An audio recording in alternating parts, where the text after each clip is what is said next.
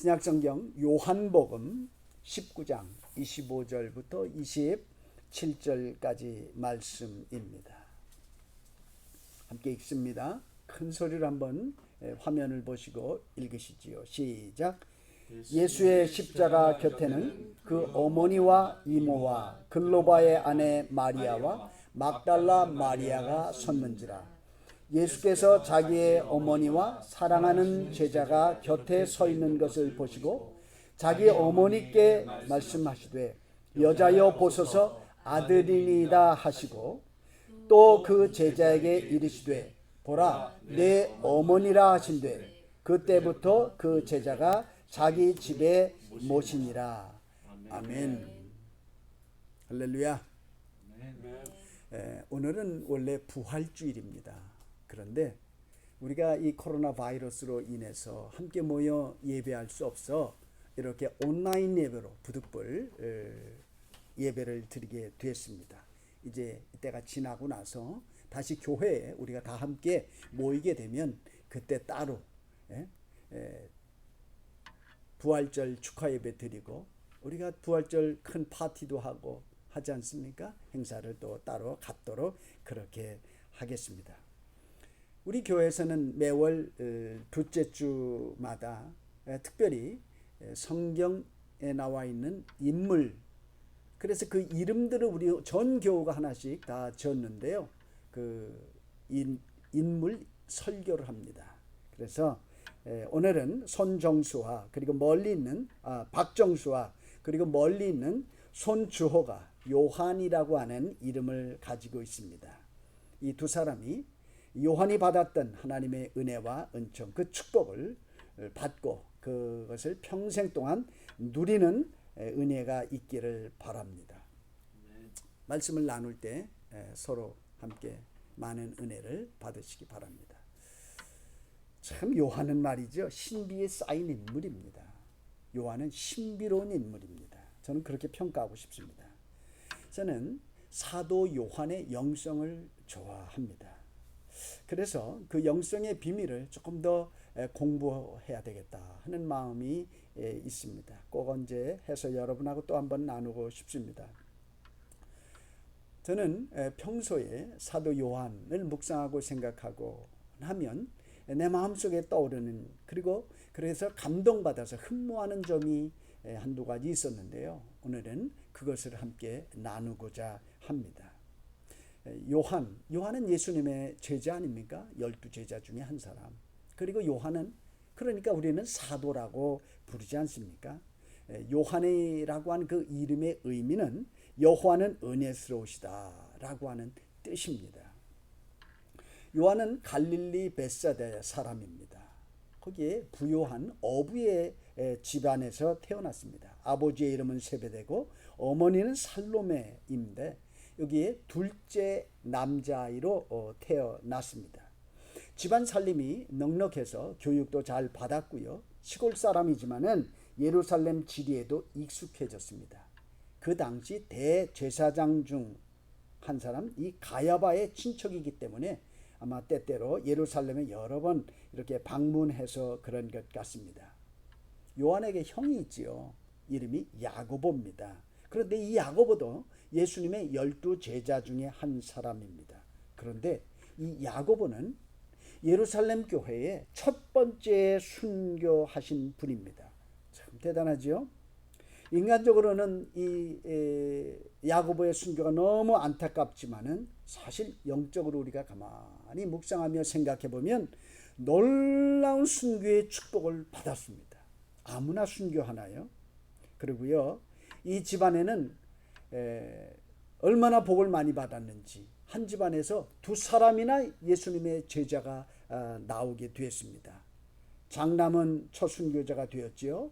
이제 차남은 아마 형목까지 다 살은 것 같아요. 나이가 거의 100세까지 살았어요. 사도들 중에서는 제일 오래 살았는데 다른 사도는 다 순교했어요. 그런데 이 요한 사도만은 자연사했어요. 그러고 보면 똑같은 부모님 밑에서 한 형제인데 삶의 방향과 삶이 전혀 다른 것을 우리는 보게 됩니다. 요한과 예수님과는 사실은 굉장히 가까운 사이예요. 인척지간입니다. 어머니들끼리 형제예요. 동정녀 마리아가 언니고 바로 이 요한의 어머니가 동생입니다. 시스터 관계예요. 그리고 세례 요한과도 친척간입니다. 그러니까 동정녀 마리아가 가브리엘 천사가 수태고지를 해줬지 않습니까? 그래서 배가 불러왔어요. 그러자 저 산에 있는 친척집에 갑니다. 누구냐 하면 그 집엔 제사장 집이죠. 사가랴입니다. 엘리사벳을 만나러 갔습니다. 바로 그 엘리사벳이 그때가 임신한 지 6개월 될 때인데 서로 처녀의 뱃속에도 아기가 있고 할머니 뱃속에도 아기가 있는데 이 아기 둘이서 서로 인사하면서 뛰어노는 거예요. 그 희한한 그런 것을 성경에 기록해 놓고 있습니다. 그러니까 바로 예수님, 세례 요한, 또 다른 이 요한, 이 사람이 모두 한 집안 식구라는 사실입니다. 세베대는 둘째 아들을 낳아서 요한이라고 이름 지었죠. 왜 그 요한이라는 이름을 지었을까요? 바로 자기 가까운 친척 중에 엘리사벳이 있지 않습니까? 사가랴 제사장 집안인데 그 엘리사벳이 나이가 들어서 파파 할머니가 될 때까지 그토록 기다리는 아기가 없었어요. 제사장 집안에. 그렇지만 포기하지 않고 사가랴나 엘리사벳이 꾸준히 기도한 중에 분향하러 성전에 들어갔다가 그만 천사를 만나게 되고 요한을 점지받게 되지 않습니까? 그래서 이 사실을 너무 잘 아는 이 살로메 이 부부는 아기를 다름 아닌 바로 요한이라고 이름을 지어줬지요. 이름 지은 이유는 그와 같은 우리 집안에 또 다른 요한이 있는데 그 요한이 대단하니 그 요한처럼 훌륭하게 믿음으로 하나님의 도움을 받아서 이 땅에서 살거라라는 차남에 대한 부모님의 염원이 아니었겠습니까? 이 두 요한은 정말 잘 컸어요. 이제 청년이 됐고 어른이 되었어요. 부모님들 얼마나 많이 기도했겠습니까? 사실 크게 쓰임받게 되어졌지요. 예언대로 엘리사벳의 아들 세례 요한은 그 당시에 에세네파에 가서 수양을 많이 했는데 어느 날 광야에 나타났습니다. 그래서 회개의 세례를 외치고 메시지를 하고 회개의 세례를 요단강가에서 베풀게 됐을 때 온 유대 사람이 다 세례 요한에게 나와서 회개하고 세례를 받더라 라고 했습니다. 대단한 하나님의 선지자가 되어졌던 거죠. 또 한 요한이 있죠. 바로 어부 청년입니다. 그는 아버지를 쫓아서 어부가 되어졌습니다. 이 청년 요한은 이 친척 이름이 똑같은 형 이 요한을 퍽 좋아했습니다. 그래서 그는 흠모하던 차에 그가 외치는 회개의 메시지가 매료되어서 세례 요한의 제자가 되었던 거죠. 그런데 어느 날 요한은 친형 야고보와 함께 어부로서 갈릴리 바다에서 고기를 잡고 있었습니다. 그런데 바로 예수님께서 찾아오셔서 그물을 버리고 나를 쫓아라 라고 하신 거였습니다. 그래서 이 두 형제는 그 자리에서 즉시로 배와 아버지 그물을 버려두고 예수를 쫓으니라 그랬습니다. 한날 한시 한 장소에서 이 두 형제가 예수님의 제자로 선택받은 거지요. 친척 형인 예수님이 친척인 두 동생을 예수님의 제자로 부른 겁니다. 평소 예수님은 이 두 동생을 놓고 분명히 저는 그렇게 생각해요. 중보기도 하셨을 거라고. 자기 가문에 함께 저와 더불어서 일할 사람을 하나님 없나요? 하고 하나님 아버지께 왜 기도 안 했겠습니까? 하나님의 은총이 그 가문에 비추어졌습니다. 이 놀라운 역사의 흐름 가운데 그 부모님들의 헌신적인 삶과 기도가 담겨져 있습니다. 엘리사벳과 사가랴 부부도 늙기까지 아기를 낳지 못했으나 하나님께 소망을 두고 낙심하지 않고 기도할 때에 귀한 아들 세례 요한을 주셨습니다. 할머니가 임신한 거죠. 아들을 낳았습니다. 하늘이 그 아이의 이름을 요한이라고 지으라고 했던 겁니다. 그 가문에는 이번에는 처녀가 임신했어요. 마리아가 임신을 한 거죠. 아들을 낳았습니다. 하늘이 그 아이의 이름을 예수라고 지으라고 하셨습니다. 참 기가 막힌 집안이죠. 마리아의 여동생인 살로메도 결혼해서 아들을 낳자 자기도 하나님께 이 아들을 바친 겁니다. 큰아들도 바쳤고 작은아들도 바쳤었어요. 이 가문의 여성들의 이 활동이 아주 두드러져 보입니다. 또한 이 아내들의 뒤에는 묵묵히 든든하게 믿음의 길을 뚜벅뚜벅 걸어 나가는 신실한 남편들이 있었습니다. 분명히 이들은 일가와 친척 간에 서로 중보기도 하며 격려하고 교제했었을 겁니다. 얼마나 아름다운 경건한 가정들의 모습입니까? 예수님의 초림을 준비하며 메시아의 사역을 위해서 이렇게 지상에서 한 가문의 일가와 친척들이 온전히 헌신해서 하나님의 손에 쓰임을 받았습니다. 이 땅에서도 빛나는 가문이요, 하늘에서도 빛날 가문입니다. 예수님의 재림, 세컨드 커밍이 가까워와 온 이때에 우리는 이와 같이 헌신된 믿음의 가정이 일어나서 주의 재림을 맞이해야 되지 않겠습니까? 이 일을 위해서 힘써 기도하는 것은 아주 중요한 기도 제목인 줄로 믿습니다. 우리 다시 요한으로 돌아가겠습니다.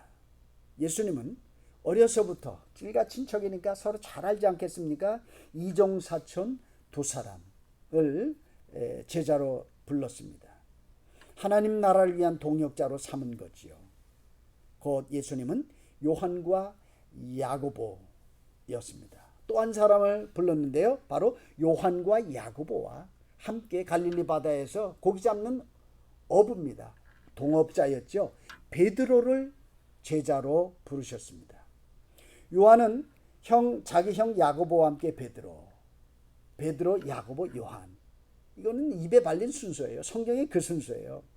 이 세 사람은 예수님이 12명 제자들 가운데 인너 서클이라고 그래요. 이 세 사람을 가르쳐서 인너 트리오라고 그렇게 말합니다.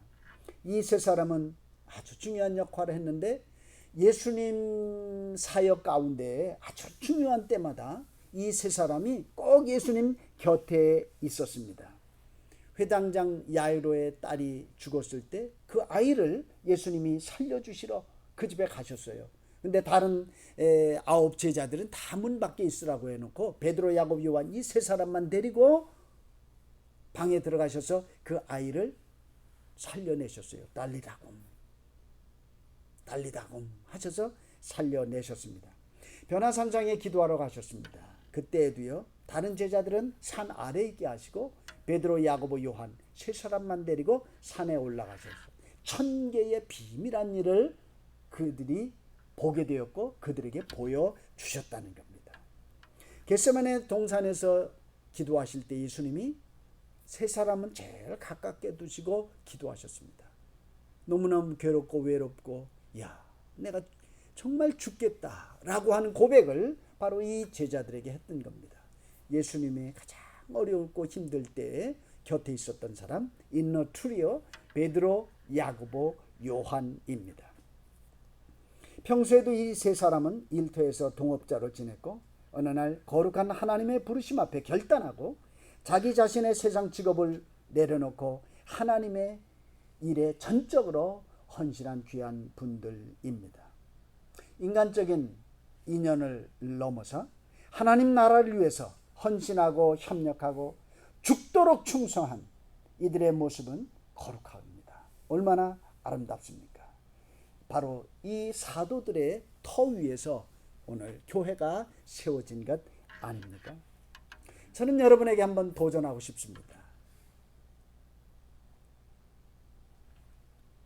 여러분, 우리 자녀도 하나님 앞에 쓰임받기를 원합니다. 자녀를 하나님 앞에 릴리스 해드리고 싶지 않으세요? 하나님, 우리 가정이 우리 가문이, 우리의 일가와 친척이 주님 예수 그리스도 다시 오심 이때에 한번 쓰임받고 싶습니다. 세상에 쓰임받는 것도 귀합니다. 그러나 하나님 나라에 쓰임받는다는 것은 더 귀한 일인 줄로 믿습니다. 신령하고 거룩한 욕심을 크게 한번 내보시는 여러분, 우리 교우님들 되시기를 주의 이름으로 축원합니다. 우리는 우리의 부모와 형제, 일가, 친척들이 다 구원받기를 바랍니다. 성령 충만해서 하나님 나라를 위해 헌신하게 해달라고 하나님께 꾸준히 소원을 품고 기도하시기를 바랍니다. 이제 두 번째 하고 싶은, 또 나누고 싶은 말씀이 있습니다. 보아네게가 바로 요한인데요. 이 보아네게가 바로 부드럽고 부드러운 남자, 부드러운 사도가 됐어요. 너무 부드러운 사랑의 사도. 예? 사랑의 사도. 우리 입안에는 두 가지가 있잖아요. 하나는 딱 이 엄청난 이빨, 예? 이빨이 이가 있잖아요. 치아. 또 하나는 그 안에는 부드러운 뭐가 있어요? 예, 혀가 있습니다. 끝까지 살아남는 게 누구인 것 같아요? 혀가 살아남아요. 예? 강하면 부러져요. 강하면 꺾여요. 부드러우면 오래가요. 부드러우면 오래가요. 자, 오늘 한번 말씀 같이 보겠습니다. 요한의 성격이 몹시 급한 다혈질 기질이다. 이렇게 성경이 기록하고 있습니다. 예수님은 이종 사촌지간인 요한과 야고보와 함께 어린 시절부터 같이 자라났습니다. 이런 예수님이 이 두 형제에게 별명을 지어줬습니다. 뭐라고 지어줬습니까? PPT에 나오죠? 보아너게라고 줬습니다. 뜻이 뭡니까? Son of Thunder예요. 울의 아들. 와, 울의 아들이라는 거예요. 이것만 봐도 이 두 형제의 성격이 얼마나 과격하고 얼마나 급한지를 잘 알 수 있습니다. 다혈질입니다. 누가복음에 보면 마음이 시원치 않는 일이 들어온 거예요, 눈에. 그래 이 두 형제가 예수님에게 나와서 한 말입니다. 예수님, 말씀만 하세요. 우리가 저 인간들한테 하늘에서 불을 내려서 그냥 멸해버릴까요? 말씀만 해주세요. 와, 굉장히 과격하지 않습니까? 마가복음 9장에 보면 예수 이름으로 뭐 이제 또 팔아가지고 말이죠. 귀신도 내쫓는다고 막 이러는 사람들이 있는 거예요. 그래서 예수님에게 황급하게 쫓아와서 그렇습니다. 예수님, 그런 인간들이 있어서 우리가 스탑! 하고 왔어요. 굉장합니다, 성경. 이 두 다혈질 형제가 있는데요. 여기에 또 한 사람이 또 첨가가 돼요. 누군지 아시죠? 천방지축 사도 베드로입니다. 베드로도 다혈질하면 뒤지지 않는 사람 아니겠습니까? 이런 말 있죠. 한성질한다고. 베드로 한성질하는 사람입니다. 이 세 사람이 한데 뭉쳐 있으면 어떻겠어요? 한데 뭉쳐 있을 때 그 분위기 짐작 되시겠죠? 네, 대단합니다. 그런데 이 세 사람이 바로 예수님하고 제일 가깝게 있었다는 거예요. 그러니 예수님 주변이 어떻겠어요? 항상 시끄럽고 긴장감이 넘쳤겠다 생각되어집니다. 그렇지만 에너지와 재치도 늘 있고 웃음도 떠나가지 않을 것이 분명합니다. 왜냐하면 다혈질이지만 이들의 속내는 얼마나 착한지 아주 순박했던 그런 사람들이기 때문에 그렇습니다. 예수님이 어느 날 인너트리오 세 사람 가운데서 베드로를 수사도로 지명했습니다. 그러면 두 사람이 많이 섭섭했겠죠. 친척간인데 그럴 수도 있었겠습니다. 이 두 사람은 다혈질이지요. 남에게 결코 지고 싶은 마음이 없어요. 이른바 경쟁심이 대단한 사람들이기 때문입니다. 그런데 이런 성격은 아마 살로메인 어머니에게서 그 기질을 닮았을 것 같아요. 왜냐하면 엘리사벳이 기적처럼 아기 낳는데 할머니가 요한이라고 줬잖아요. 그러니까 근데 그 뒷배경에는 굉장한 하나님의 축복과 은총이 있잖아요. 그러니까 그것이 envy한 거예요. 그 시샘이 나가지고 아들 하나 놓고 또 이 아들을 요한이라고 진 거 보면 그 엄마 치마 둘레를 알 수 있겠죠. 네.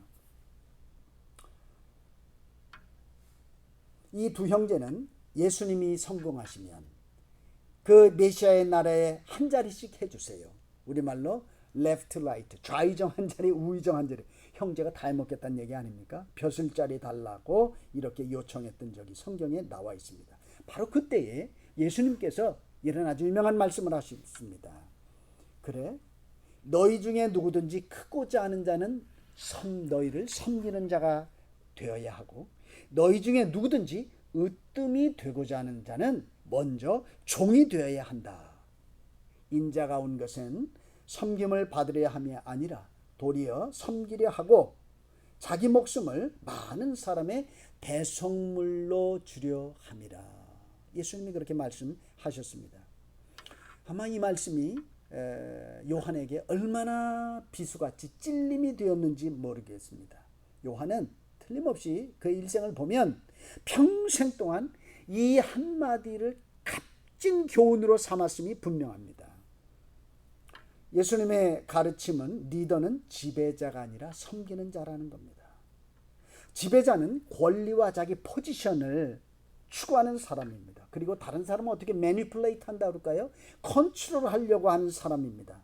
소위 세상의 지도자라는 사람들은, 세상의 큰 자라고 하는 사람들은 대충 이런 성향, 이런 부류의 사람들이 아니겠습니까? 그러나 예수 공동체, 하나님 나라의 지도자는 하나님을 먼저 생각하고 공동체를 먼저 생각해서 다른 사람들을 손에 손을 붙잡고 도와주고, 도와줌을 넘어서 섬기는 사람이라고 하는 겁니다. 하나님 앞에 큰 자는 바로 이와 같다. 인자, 아들이 하나님의 아들이에요. 천자예요. 하늘의 아들이에요. 그분이 이 땅에 오셔서 섬기려고 한, 그걸 보면 말 다 하지 않았습니까? 계속합니다. 청년 요한은요, 원래 성격이 불같았습니다. 그러나 어느 날부터인가 자기 감정 표출을 자제하기 시작했습니다. 얼마 후부터는 자기 감정을 조절할 수 있게 되었습니다. 예수님께 인정받고 사랑받고 교훈을 깊게 마음판, 신비라고 하죠. 마음판에 새기면서 그렇게 되어졌습니다. 예수님의 사랑을 가장 많이 받은 여인 한 사람이 있죠. 막달라 마리아.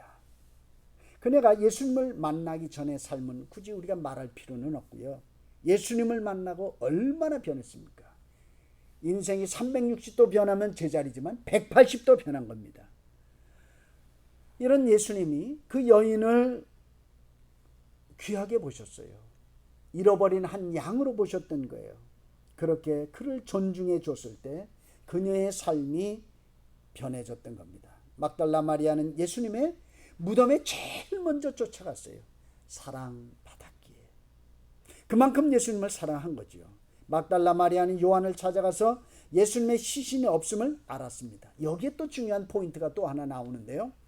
요한은 베드로에게 이 사실을 알렸습니다. 그리고 요한과 베드로가 둘이 숨을 헐떡이면서 예수님의 무덤을 달려왔습니다. 그런데요, 요한이 먼저 달렸어요. 체력이 요한이 더 좋은지 모르겠어요. 그런데요, 요한은 그 무덤 안에 들어가지 않고 베드로가 올 때까지 기다렸습니다. 아무것도 아닌 것 같으죠? 요한의 변화된 모습입니다. 베드로가 앞장서고 그 뒤를 따라서야 비로소 예수님의 무덤에 들어가는 요한의 겸손의 영성입니다. 수사도 베드로를 먼저 인정하는 거지요. 그 뒤를 요한은 따라가는 모습입니다. 베드로하고 경쟁하는 모습의 그림자는 찾아볼 수가 없습니다. 질서입니다. 무슨 질서? 하나님이 정한 질서. 베드로 1번 하지 않았습니까? 예수님께서 수사도로 인정한 자를 따르는 요한의 겸손입니다. 질서를 지킬 줄 아는 요한. 전에는 가장 높아지려고 경쟁했던 요한. 그러나 누가 진정한 지도자이며 누가 큰 자인가 라고 하는 그 교훈을 깨달은 이후부터는 높아지기 경쟁의 마음을 빼앗기는 법이 없었습니다. 참 잘 깨달았죠. 깨달음을 실천하며 자기 마음 공부를 잘하는 자, 바로 제자 요한입니다. 그는 주님 앞에서 동료 제자들 앞에서 항상 부드러운 마음을 가졌고 겸손했습니다. 그래서 요한의 영혼에는 주님이 가르쳐 주시는 진리와 그리고 평온함이 늘 가득했습니다. 마음이 비워지고 평화로운 얼굴로 가득 찬 요한입니다.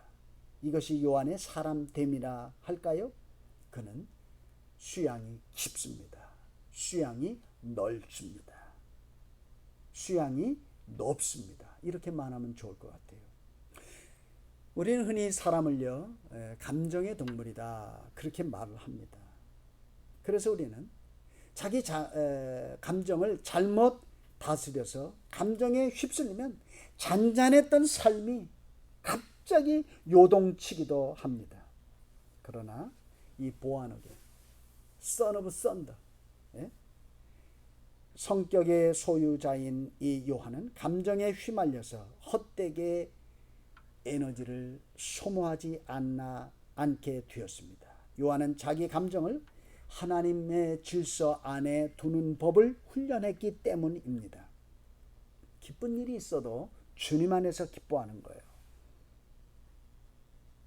그 기쁨을 주신 하나님께 감사하며 찬양을 돌리는 겁니다. 만약 슬픈 일이 있어도 그렇게 슬퍼하지 않습니다. 왜냐하면 십자가를 지신 주님을 생각합니다. 주님의 슬픔, 주님의 순환을 생각하면 이겨 나갈 수 있습니다. 툭툭 털 수 있다 그 말씀 아니겠습니까? 그리고 그 슬픔을 부끄럽습니다 주님 하면서 주께 올려드렸지 않았을까요? 그리고 무엇을 희망한다고 하면 거기에 마음을 다 빼앗기지 않고 나의 궁극적인 소망이신 주님께 그 마음의 중심을 드린다 그 말이죠. 두려운 일이 있을 때 크게 두려워하지 않고 주님의 도우심과 주님의 동행하심과 그리고 주님이 온전히 함께 하신 그것을 믿고 의지하고 한 걸음 한 걸음 뚜벅뚜벅 걸어 나아가는 바로 요한 모습 아닐까요? 오늘 설교자 저는 요한의 이런 변화의 결정적인 역할을 한 분은 바로 예수님이라고 생각합니다. 요한은 예수님의 알뜰한 보살핌과 사랑을 듬뿍 받았습니다. 성경에는요, 사랑받은 제자라고 그러는데요, The beloved disciple 이라고 써져 있습니다. The disciple whom Jesus loved. 이게 바로 요한입니다. 이런 예수님의 따뜻한 사랑 가운데 서서히 요한의 과격한 마음은 무뎌지기 시작했습니다. 변하기 시작했습니다. 많은 할애로도 번둥치고 천둥치는 이 과격한 성격이 변하기 시작했던 겁니다. 근데 가만히 보면요, 일가 친척이지요. 친척 형입니다. 스승과 제자로 이렇게 지나지만 사실은요, 그렇게 나이 차이가 많이 나질 않아요. 요한이 예수님에게 제자로 부름 받을 때 나이를 대충 27살이라고 합니다. 성경학자들은 이 이야기에 동의합니다. 그렇다면 예수님과의 나이 차이가 몇 살이에요? 더하기 빼면 간단하잖아요. 3살? 많아야 4살 정도입니다. 그리고 예수님이 12제자를 불렀을 때 예수님의 제자들 가운데는요, 더 나이가 많았어요. 플러스 마이너스지만 그 중에는 다 결혼한 사람들이에요. 아들, 딸이고 자기 부인들이 있었어요. 그 당시에는 예수님의 제자들이 20대 후반이나 30대 초반이면 이미 결혼해서 다 자식들, 가정들 아니겠습니까? 그러나 예수님은 싱글이죠. 노총각이었습니다. 그런데 제자들은 예수님을 선생님으로 깍듯이 모셨습니다. 그리고 그의 가르침을 귀담아 알아듣고 어떻게든지 실천하려고 노력했습니다. Jesus follow. 제자들 아닙니까? 그들은 예수님께 놀라운 훈련을 받았습니다. 이 제자 훈련의 가장 깊은 것은 무엇일까요? 교리를 외우는 걸까요? 우리 캐테키즘 합니다. 뉴시리 캐테키즘을 또 우리가 주일학교에서 하는 건데요. 그런 공부를 잘해서 만일까요? 아니요. 그건 아니고요. 가 없는 사랑을 듬뿍 받았어요. 아낌없는 사랑을 받았고 그 예수님에게 전폭적인 신뢰를 그들이 받았다라고 하는 것이 제 생각입니다. 제자들은요, 예수님을 어떻게 했나요? 많이 실망시켰지요. 우리 그런 사실은 성경에 기록되어 너무 잘 알지요. 그러나 예수님은 결코 그들을 나무라지 않고 책망하지 않고 예수님은 그들을 끝까지 참아줬어요. 인내주시고 그리고 믿어주셨습니다. 우리는 신뢰라고 합니다. 얼만큼? 무한 신뢰. 이것은 예수님이 자기 제자를 향한 사랑의 표현이 아닌가. 저는 그렇게 제 말일 생각이 맞다라고 저는 생각합니다. 요한의 성격도 타의 주정을 불허했지만 베드로의 성격도 만만치 않았습니다. 그러나 그의 성격도 차츰차츰 변화되어 갔습니다. 저돌형, 돌출형, 성격의 소유자인 베드로가 말입니다. 수시로 이리저리 마음이 바뀌는 바람에 흔들리는 갈대와 같은 베드로도 반석 같은 사람으로 변해 갔습니다. 베드로 처음 만났을 때 예수님 말씀하셨잖아요. 너는 반석이라고. 지금은 두부야. 그러나 걱정하지 마. 시간 지나면 반석이 될 거야. 라고 말씀하셨습니다. 이건 예언이었어요. 반석이 되어졌습니다. 모난 성격의 소유자들을 변화시킨 분이 예수님이십니다. 모자란 사람 예수님을 만나 채워줬습니다. 성격이 변하기가 참 어려운데 제자들은 변했습니다. 이 두 제자를 보면서 저에게도 가능성을 봅니다. 여러분에게도 가능성이 분명히 있습니다. 어떻게 하면 타고난 성격이 변할 수 있을까요? 다른 거 없는 것 같아요. 사랑받으면 변합니다. 그리고 예수님 곁에 예수님과 가까이 있으면 변하게 됩니다. 이걸 저는 답이라고, 이걸 나름 결론이라고 말씀드리고 싶습니다. 예수님의 말씀을 묵상하고 그 말씀을 따라가면 예수님을 닮게 되어 있는 것 아니겠습니까? 그리고 저는 또 다른 답을 한번 생각해 봅니다. 그것은요, 이것입니다. 살다 보면 별의별 일이 다 있지요. 시험에도 빠져보고 예기치 않은 고난도 겪어보고 바로 코로나 지금 바이러스 사태 같은 것입니다. 그럴 때 우리는 속수무책이잖아요. 몸부림치면 우리는 어떻게 합니까? 기도할 수밖에 없습니다. 기도가 답이다. 아멘. 기도하면 내가 보입니다. 응? 한없이 무너져가는 내 자아를 봅니다. 무기력한 내 자아를 보게 되는 겁니다. 맞아. 나는 못해. 그리고 나는 어쩔 수 없는 죄인이야. 오호란한 죄인의 괴수로다라고 말씀한 바울도 있지 않습니까? 원초적으로 죄의 본능과 죄의 소욕을 가지고 태어져 있는 나, 우리 원죄라고 말하지 않습니까? 그런 나라고 하는 겁니다. 이런 과정을 지나면서 차츰차츰 모난 성격이 다듬어지고 예수님 닮아가는, 우리는 성숙이라고 말하지 않습니까? 우리와 성정이 똑같았던 요한과 베드로, 분명 그들은 가야바의 법정, 빌라도의 재판정, 그리고 골고다 언덕, 비아 돌로라스, 바로 여기에서 그들은 자신들의 연약함을 뼈저리게 경험했을 것입니다. 치사한 놈, 너가 예수님 만나고 별소리 다 했고 너 이거밖에 못하는 거야? 얼마나 그렇겠습니까? 베드로는 통곡했다라고 하지 않습니까?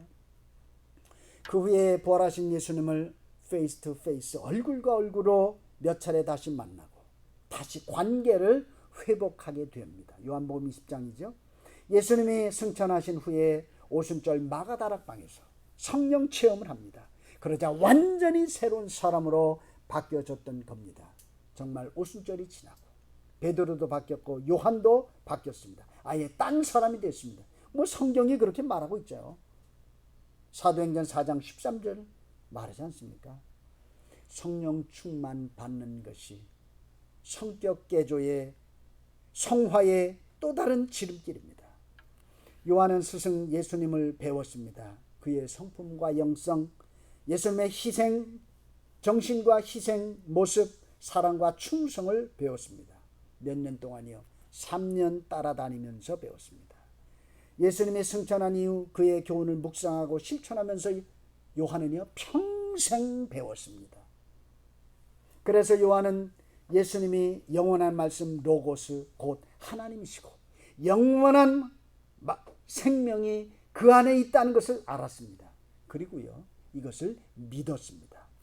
철학을 한 것이 아니라 생명의 진리를 가지게 된 겁니다.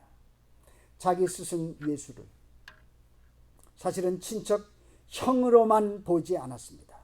어떻게 봤냐고요? 하나님의 아들로 봤어요. 메시아로 인정하고 그에게 존경한 것이 아니라 그를 하나님으로 알고 예배했다라고 하는 말입니다. 그는 말년에 반모섬에 유배당하게 됐습니다.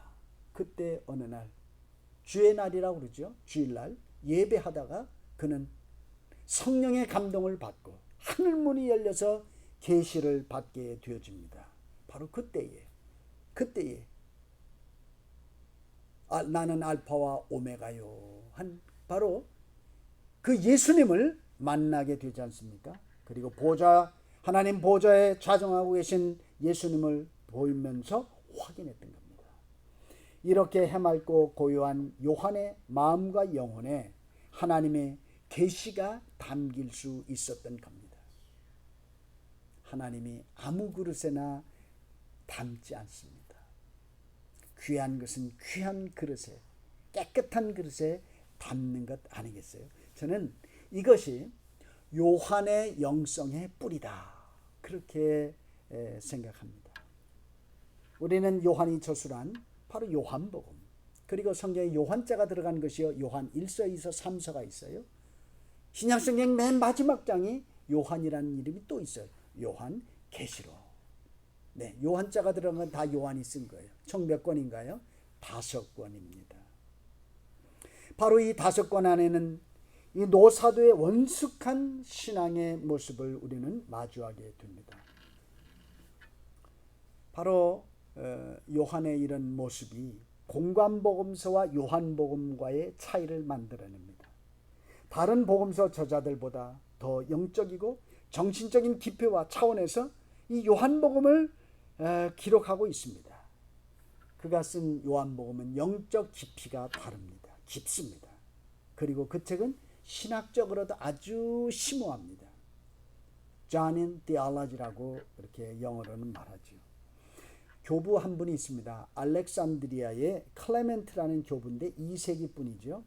이렇게 요한복음을 평했습니다. 다른 세 복음이 body, 몸이라고 한다면 요한이 전한 그 요한복음은 spirit, 몸과 스피릿의 차이다. 이 정도까지 얘기합니다. 요한일서와 요한복음에 나타난 요한의 깨달음과 계시의 깊이가 대단합니다. 그 안에 생명이 있고 그랬습니다. 요한복음 1장 4절이죠. 예수 안에 생명이 있는 거예요. 또 예수님은 뭐라고 그럽니까? 예수님은 로고스, 말씀이라고 합니다. 근데 그 말씀이 영생의 말씀이라고 그래요. 영생의 말씀이니까 그가 하나님이라. 그렇게 말씀하지 않습니까? 예수님 자신이 생명입니다. 이것은 요한은 그렇게 말합니다. 이것은 처음부터 들은 바요 눈으로 본 바요 손으로 만진 바가 되어졌다. 요한은 이러한 심오한 진리를요, 이 지성을 넘어서 인격으로 그리고 영혼으로 직접 체득한 겁니다. 그리고 계시를 통해서 알게 되어진 겁니다.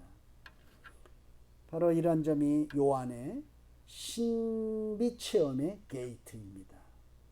태초부터 있는 생명의 말씀, 이 생명을 보았다. 그렇게 간증합니다.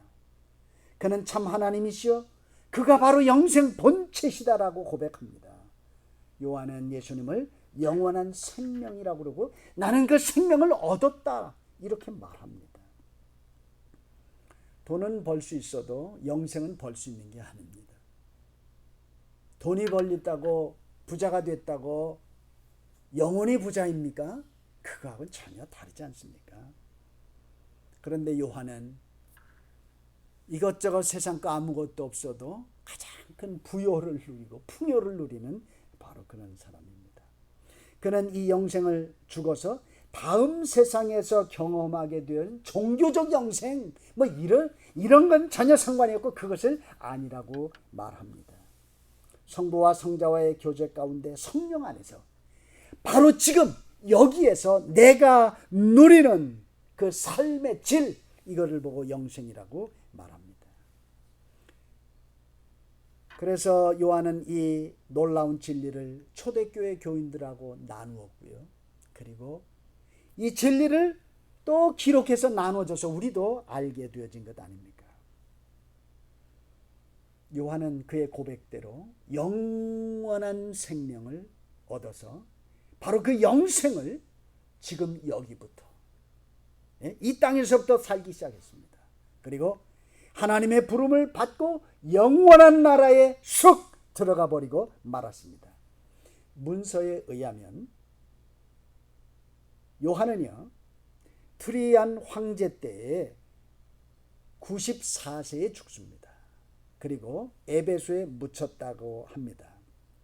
요한은 자기가 만난 친척형 그를 구세주로, 메시아로, 하나님의 아들로, 로고스로, 영원한 생명으로 고백하고 믿었습니다. 예수 그리스도에 대한 심오한 진리로 글로 남긴 것이 신약 성경에 써져 있는 요한의 저작들입니다. 요한복음 흔히 독수리 복음이라고 그럽니다. 독수리는 멀리 본 눈을 가지고 있죠. 85년경에 썼습니다. 요한 1, 2, 3, 4는 90년경에 썼다고 합니다. 요한계시록은 약 AD 95년에 반모섬에서 계시받지 않습니까? 거기에서 쓴 것으로 그렇게 압니다.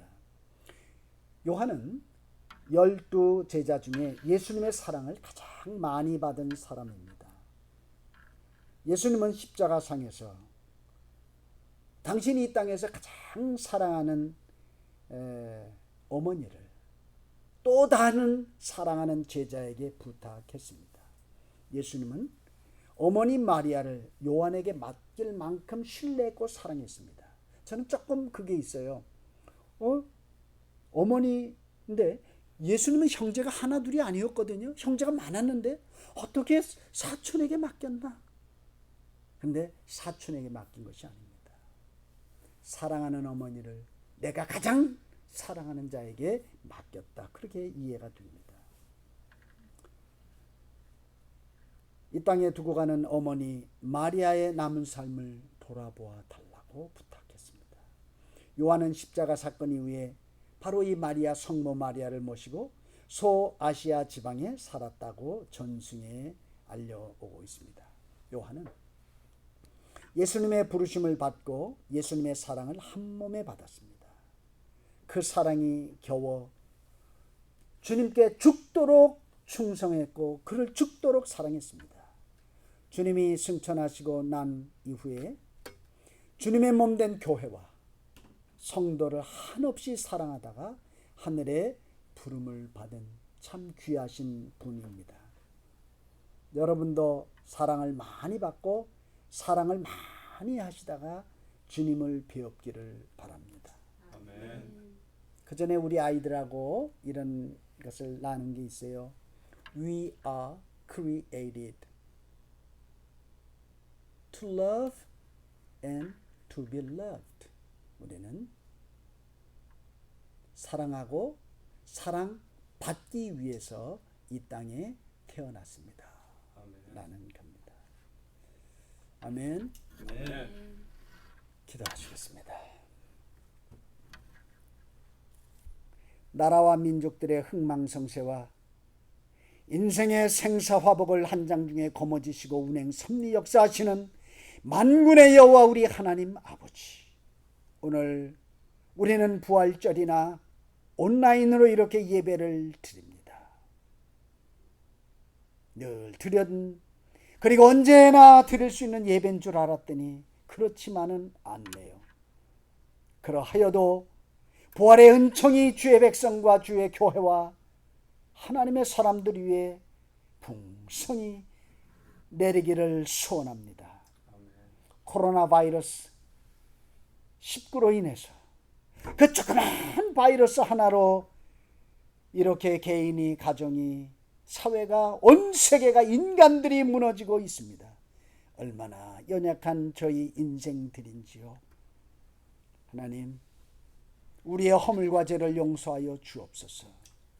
이 땅 고치시고 새롭게 하옵소서.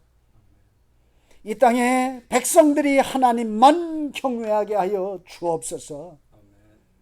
코로나 바이러스로 인해서 정치, 경제, 사회 모든 것에 혼란스럽습니다. 지혜롭게 지도자들이 하나님의 도우심을 받아 이 어려운 사태를 잘 극복해 나갈 수 있도록 나라와 나라 간에 서로 협력하게도 도와주옵소서.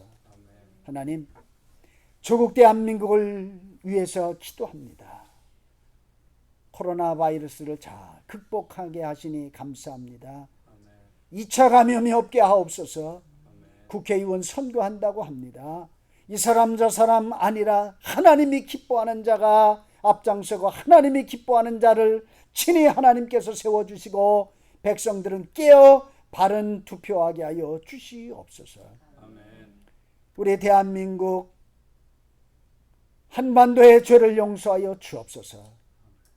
동족상잔 미워하고 질투하고 아니 피 흘리기까지 싸웠습니다. 용서하여 주옵소서. 이제도 하나님 서로 칼질 총질하고 있습니다. 용서하여 주옵소서. 공산당도 싫습니다. 유물사관 하나님 없다고 하는 공산당은 있을 수가 없습니다. 하나님 또한 자본주의가 극도로 발달되어지는 대한민국 남한 하나님 불쌍히 여겨 주옵소서. 서로 나눌 수 있도록 도우시고 서로 도울 수 있도록 하여 주시옵소서.